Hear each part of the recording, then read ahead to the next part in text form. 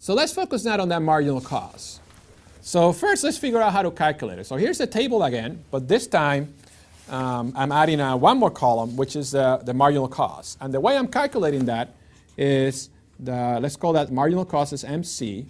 It's going to be the change in the total cost every time you increase your output by 1. So we can calculate it by the following equation, the change in total cost over the change in output. So for instance, when you go from 0 sandwiches to 40 sandwiches, right? So the marginal cost of the 40th sandwich is going to be the change in total cost over the change in output of that sandwich. And the change in total cost, well, the total cost went from 100 to 180.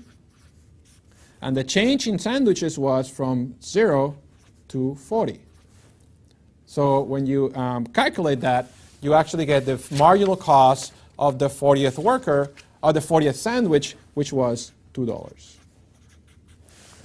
So when you make the 40th sandwich, that sandwich added $40 of cost to your operation. You can calculate the marginal cost of the 90th sandwich in the same way.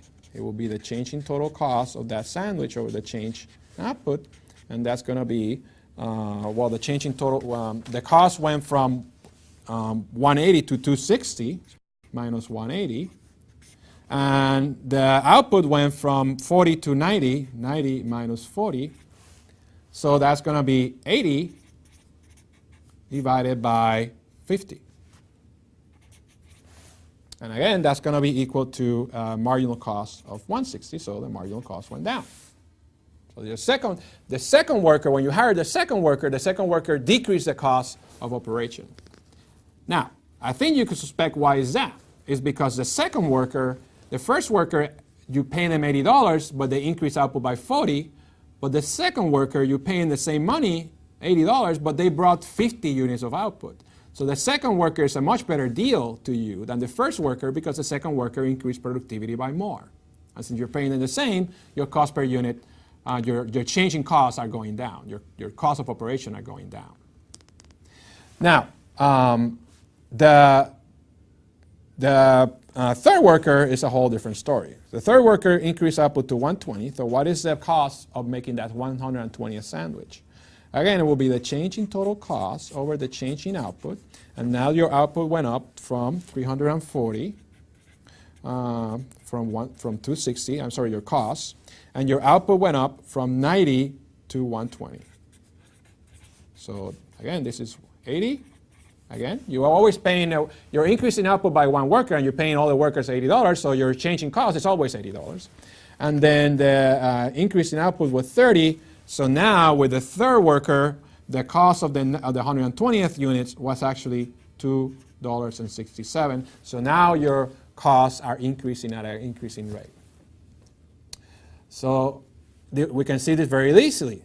Is the third worker increased productivity by less than the second worker, and you're paying the third worker the same amount of money. Now, in the previous section, we said that that's because of the marginal product of labor, and we can see this clear now. You see that every time we calculate the marginal cost, we always divide in 80, which is the wage, by the marginal product of that worker that created that output. 50 is the marginal product of the second worker that created the additional 50 units. And 30 is the marginal product of the third worker that brought that increase in output. So basically, the way we calculate marginal cost every time is the change in total cost, which happens to be the wage, over the marginal product of labor of that additional worker that creates that output. So clearly, since the marginal product of labor at some point is going to start to decrease, this number is going to start to increase.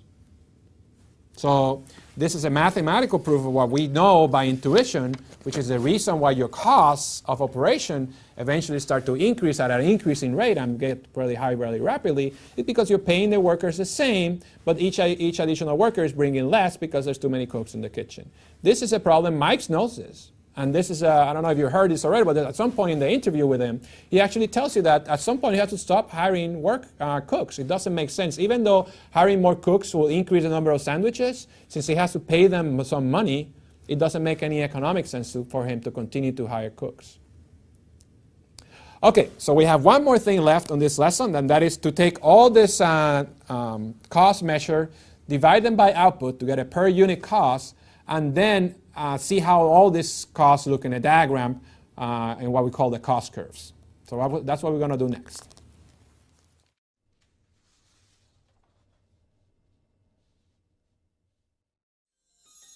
Produced by OCE Atlas Digital Media at the University of Illinois, Urbana-Champaign.